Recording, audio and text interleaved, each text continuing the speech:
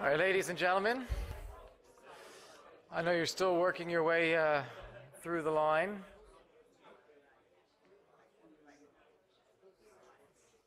But I want to ask you, to the extent you're able, to make it back into the room.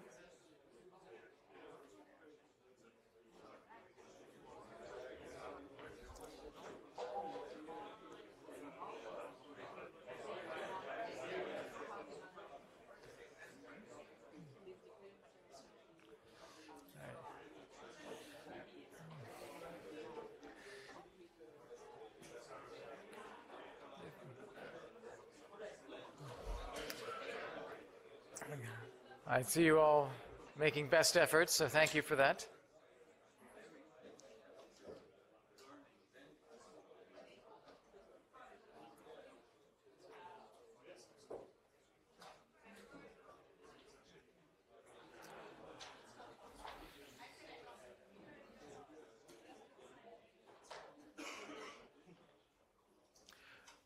One of the issues that's very topical in Washington these days is, of course, the START Treaty, and the question of whether START will be ratified in the lame duck session of Congress, which means essentially next week, or whether START doesn't get ratified then, and if not then, will it get ratified later in a new Senate, or will it not get ratified then?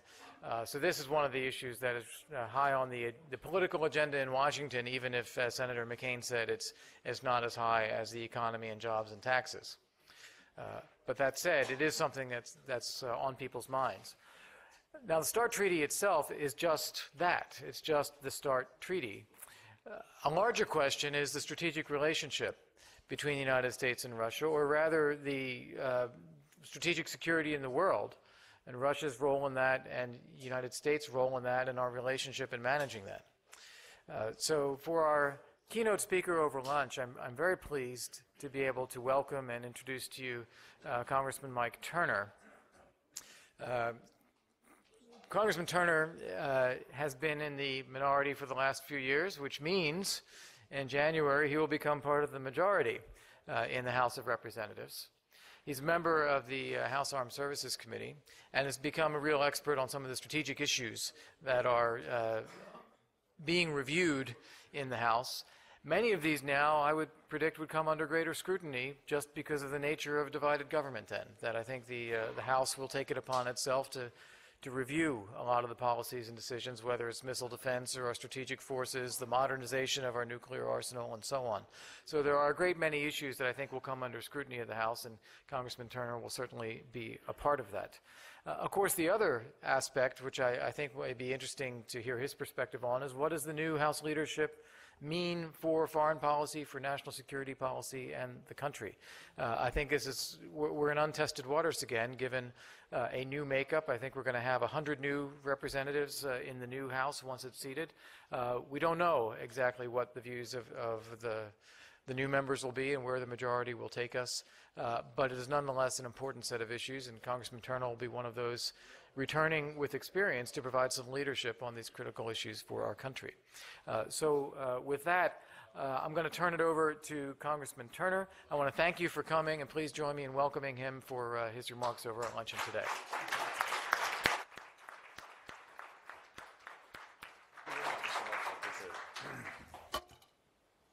Well, Kurt, thank you. Thank you very much for having me today, and also for including me in this. I do appreciate being here among such distinguished individuals, and I certainly want to commend the Johns Hopkins Institute for Eastern Studies for sponsoring this event.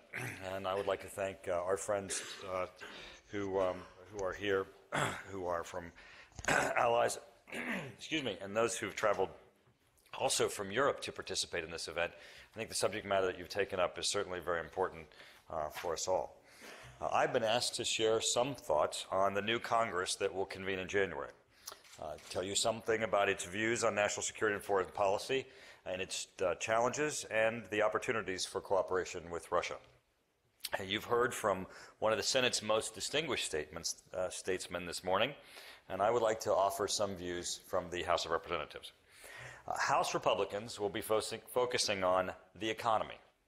job creation, curbing government spending, and national security. The November elections were less influenced by foreign policy concerns and by American voters. They were focusing on the issue of their dissatisfaction with domestic affairs. Come January, I expect we'll see increased oversight across the Obama administration's policies, programs, and particularly budgets, which will naturally extend to greater oversight of the administration's national security and foreign policies. As we have seen with the austerity measures that are occurring in Europe, there will be similar pressures to reduce defense spending in the United States and to reduce our presence around the world. However, and I say this in the simplest terms, we are a nation that is at war. Now is not the time for the United States to cut defense spending. To be sure, our Armed Services Committee will be looking at ways that we can have fiscal responsibility and find savings in our Department of Defense and efficiencies, but any cost savings that we identify should be reinvested in our servicemen and women and the modernization of our forces. This fall, a prominent Australian penned an article where he stated that Australia should look to in its strategic thinking as to whether or not it should look to accommodate a rising China and a waning America.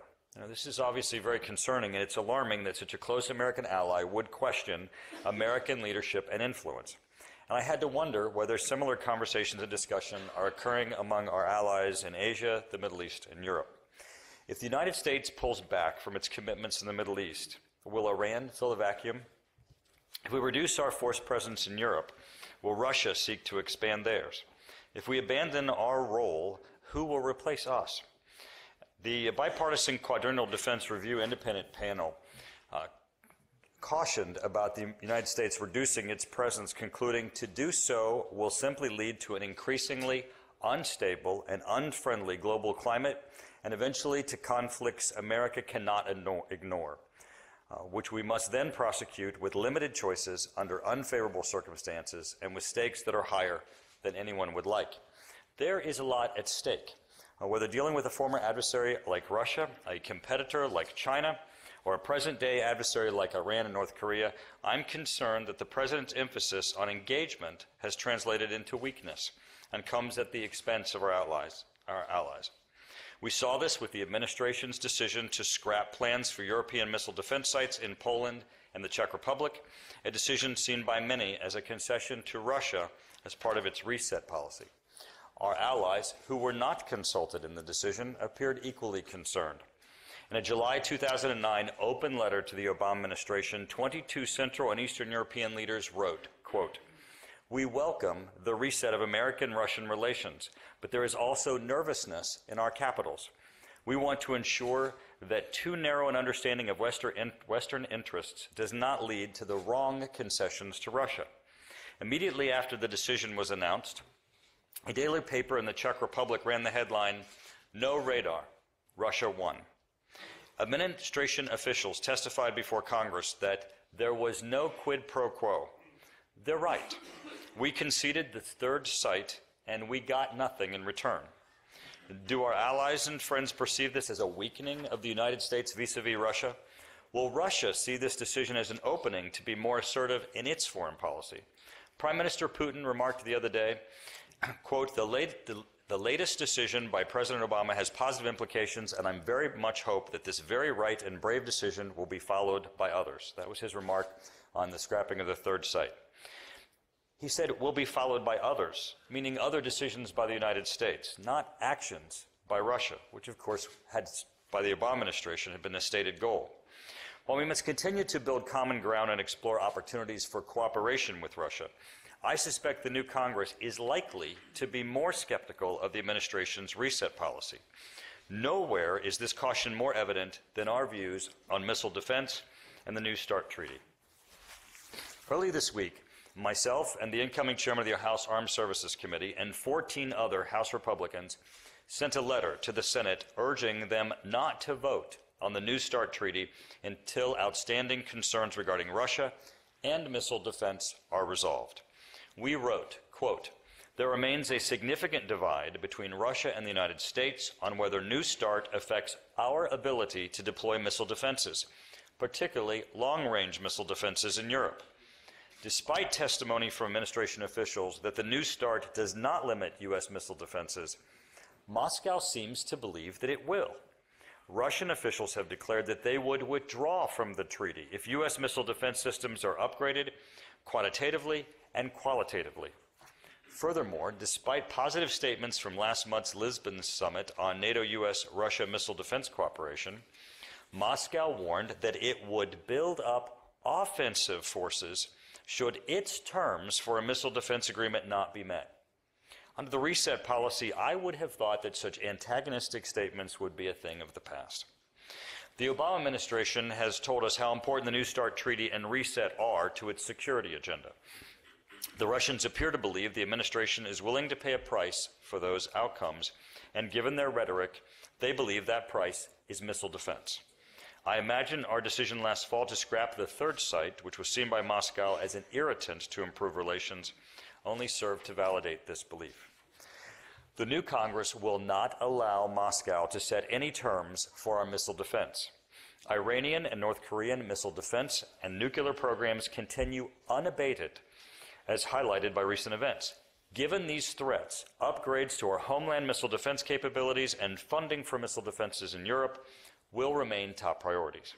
We will hold the administration accountable to deploying missile defenses ahead of the threat and press for details on any missile defense discussions between Washington and Moscow. One key observation or lesson that I would offer is that I think we have to be careful about how much significance is attached to reset and how much we should expect from it. A case in point is the administration's success last spring in securing Russian support for tougher sanctions on Iran. This was the fourth set of Iran sanctions that Russia had supported. Reporting at the time suggested that further concessions by the United States, not reset, influenced Moscow's decision. The Obama administration agreed to lift U.S. sanctions against the Russian military complex and also agreed not to explicitly ban the sale of Russia S-300 anti-aircraft batteries to Tehran. Preventing a nuclear-armed Iran is in both of our security interests. Support for sanctions should not have required U.S. concessions to Russia or a newly reset relationship. And we can't stop at just a fourth round of sanctions. Both parties must be willing to take additional measures as necessary to stop Iran's nuclear program. Another challenge is Russia's overwhelming arsenal of tactical nuclear weapons, which remains a source of uneasiness among our European allies.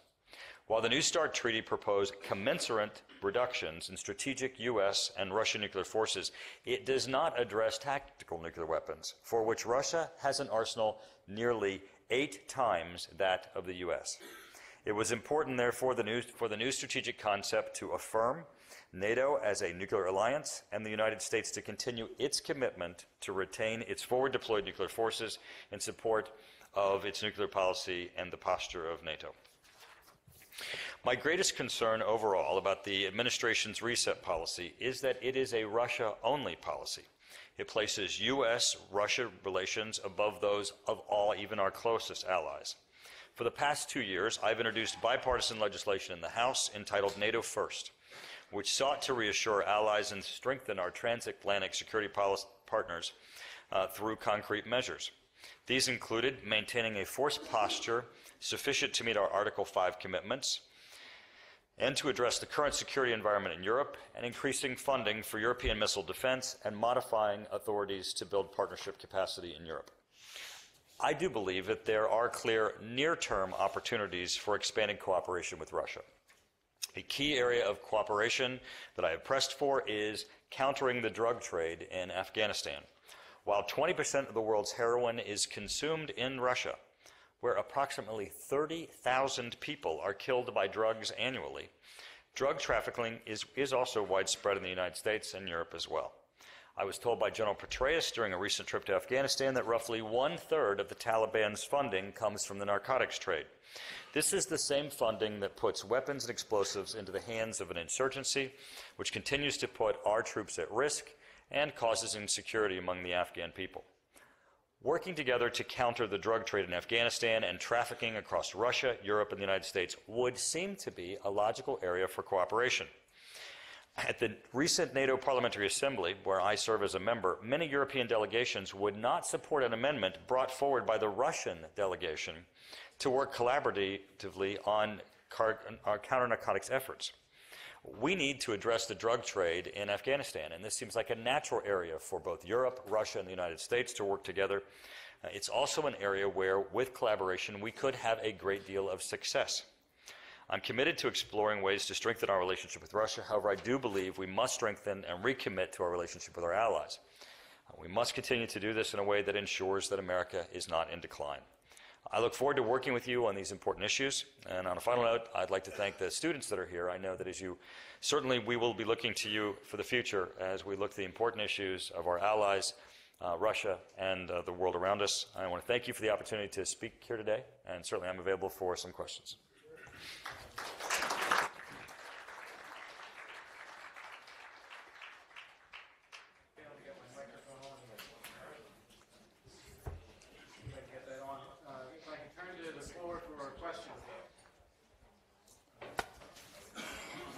I have to put my glasses on so I can see you. Vladimir Batyuk Institute in USA and Canada studies Russian Academy of Sciences. Listening to you attentively, Mr. Turner, I just want to point out that in your speech you never mentioned such bad word as democracy. Unlike your predecessor, Mr. McCain, who spoke to us in the morning. As far as I understand, you want to develop U.S.-Russian relations on strictly qui pro quo basis, that is, do ut des.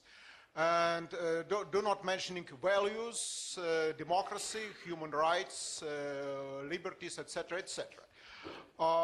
Is that your position, or you're just for some reason just avoided the mentioning of the differences in values between Russia and the United States? Thank you. Well, certainly. I appreciate the question. In fact, I anticipated it to be my first question, and I appreciate that, in fact, it was. No, it's not something, obviously, that I'm ignoring. It's an issue that I don't want you to have to sit here while I give you a speech the entire time and was looking for the opportunity for a dialogue. I think one of the most important issues that we have to look to internally with Russia, specifically when you look at the area of how they treat their own people, is that it's also a reflection then of how we can relate to them and as we look to issues of collaboration. It certainly is a value statement that goes beyond just how they treat their own people as to how they would then treat us. When we look to issues where we have concerns of where Russia identifies our missile defense system as being a concern to them, you have to wonder that this is not just an issue that goes beyond a sense of insecurity by Russia. You have to look also then, what are their purposes, what are their long-term plans, and how does that overall affect our policies? But certainly, how someone is, their culture, their values, their human rights treatment of their population certainly goes to the heart of how we see them and then how we relate to them. Very good. Thank you. Other questions? Yes, here in the center table. That time. You spoke a little bit about the drug trade. Spoke a little bit about the drug trade in Afghanistan and Russia. There was actually a bust up in Buffalo this week, whereby the Medicaid drug trade is taken over in the United States. A lot of the heroin that's produced, or poppies that are produced in Afghanistan, are actually making it into the pharmaceutical industry. I'm not sure if you know about that, but if you could speak to that, that'd be interesting to get your perspective on that. I'm not aware of that connection, but I do say that, well, I do want to say to you that, I've been to Afghanistan 5 times. I serve on the Armed Services Committee on a regular basis. Obviously, we're receiving briefings. I have been a major critic of our policies and of NATO cooperation on the issue of the drug trade. When I was in Afghanistan 2 weeks after General Petraeus had taken the command, and one of my first questions to him was, since we know that the drug trade is specifically funding the Taliban, and we're trying to diminish their capability both to undermine the security of Afghanistan and to threaten our own troops, it should be high on the list. And it certainly is illegal activity, and it certainly has a very destructive impact in in society, both in Russia and in Europe and in the United States. So it would seem to be a natural. I think that we have been very slow to do that. General Petraeus has said he certainly was going to increase that cooperation. We've looked at what he's done. I do think there is an increased effort, but we still could do more. If you look at the time period of the historical levels of poppy production in Afghanistan, in the past 4.5 years, it has doubled. So while we were there, we have allowed this production to double. So, many times when I say it's not just that our policies have failed to address the issue, they've actually made it worse. So in that, I look to General Petraeus' leadership to bring that number back down. Right next door, there was a question, too. Okay. Andrew Nagorski, East West Institute. This morning, Senator McCain said that New START might still pass in this session, that he doesn't think it's vital, but he thinks there's a decent chance, and he said that he thinks that Senator Kyle's efforts and so forth may produce the answers that the Republican side is looking for. But is the message of your letter, or your colleague's letter, that if it passes in this session, the rift between Republicans and maybe between House and Senate is going to be even bigger on Russia policy than before? I think Senator Kyle is doing an excellent job. He's a great advocate on the issues that our letter represents and that most people are concerned with. That is, what are we doing in the United States to reinvest and to recapitalize our own nuclear enterprise? What are we doing to ensure that our deterrent remains safe and reliable? There has been a neglect in funding in those areas. We want to ensure that we don't have both New START and then also a continuation of this neglect. And then the issue of missile defense is one that I think continues to be of a concern that has to be brought forward. I'm a lawyer, and I can tell you that I've never brought two parties to the table on a contract where, when they're just getting ready to sign with the pens, you have each side of the table saying that the contract actually says other things. I mean, as a lawyer, that would be malpractice not to continue the negotiations and to resolve that inconsistency, bringing conclusion to the deal. In this instance, you have the parties coming to the table, ratifying a treaty where Moscow sees that it says one thing and we see it says another. Regardless of what the administration says, that is an inconsistency that goes right to the heart of whether or not the treaty is viable. And I think we don't have adequate assurances from this administration that they have a full commitment to missile defense. As you look to what they've done with scrapping the third site, without consulting our allies, and with, again, an appearance to address some of Russia's concerns, and then has rolled out a phase-adaptive approach, which was a European shield that is long in its deployment. Many of the systems are undefined or are paper systems, and without a real clear commitment from the administration, if they're truly going to pursue that, there are serious questions on missile defense as to whether or not the administration and Russia have an agreement, and whether or not the administration has a commitment that I think we'd like to see in missile defense. Fascinating. Could I add to this question, or take it in a slightly different direction, too? What about budgets? I mean, because that's really one of the questions I have as you see the new Congress in office. Huge deficits, huge concern in the American public about what that means for our country, our future growth. How do we get an economy back growing again? And if we're in a budget-cutting phase, we're going to have to make some tough choices about spending. What does that mean for defense spending, missile defense, and our national security? Well, I think there tends to be agreement in the country for strong national defense. There is also agreement for the fact that we have to rein in spending. Well, what does that mean then? Well, it means that certainly we have to look across the board in ways that we can find savings, ways that can reduce spending. But when it comes to national defense, those need to be plugged right back in again to our national defense. If there are things that we want to accomplish, like, for example, an expansion of our missile defense capabilities, then we need to ensure that we're looking in our budget for savings that can be applied to those areas so that we can accomplish them. I don't think anybody wants to see a lessening of our commitment to national security, especially at a time when the world is becoming so much more dangerous, when we have Iran and North Korea on a regular basis grabbing headlines of advancements in both their nuclear enterprise and missiles. Okay. Thank you. Here at this table.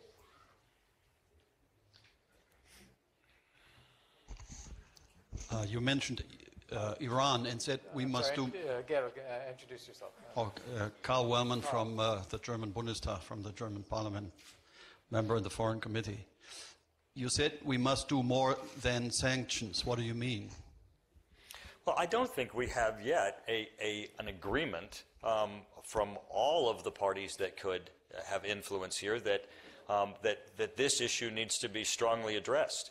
I mean, we are always pulling, both in North Korea and Iran, China and Russia forward in this discussion. We don't yet have everyone together saying this is something that should not be occurring. This is a threat to the stability of the world, and I think that should be the goal, is not just working to get their support for targeted sanctions on a to-do list, but when are they firmly going to come to the table and say they support that Iran and North Korea need to be curtailed? One more question. Yep, one here. Back to the drug trafficking, just a little bit. My name is David Barkocz. I'm from Hungary. I'm with the ICDT. As we know, drug trafficking, I mean, we need to offer the farmers who are growing, the poppy seeds, another alternative to stop the drug trafficking. Do you have any plans to offer them different alternatives? The problem that I think that we have with the issue of the drug trade is that we all know what the to-do list is. We can put it on the board. We could say, attack the money supply, attack the distribution routes, attack the labs, attack the issue of alternative crops and the economics, which of course is a distribution issue also, attack demand. All of these things should be full on our to-do list. The problem is that we end up discussing one or the other. Why aren't we doing one and why aren't we doing the other, to stop us from progressing fully on all of them? I mean, there are a number of plans to address the issues of alternative crops. There are a number of issues and plans as to how we can get better distribution for crops for the farmers. The issue isn't what or how. The issue is to do it. And that is going to take NATO, that is going to take the Europeans, that's going to take the Americans, all coming together and saying, yes, this is one of our top issues that we need to address. It was interesting, again, I was telling you, I'm a member of the NATO PA, when the Russians brought forth a resolution in the NATO Parliamentary Assembly saying that the drug trade has to be vigorously addressed by NATO. There were members of the NATO Parliament who were from Europe who were advocating not to pass the resolution. This is something that we should all be in agreement on, and that should be vigorously pursued. Absolutely. All right. Thank you very much. Thank you so much. I really appreciate it. Thank you.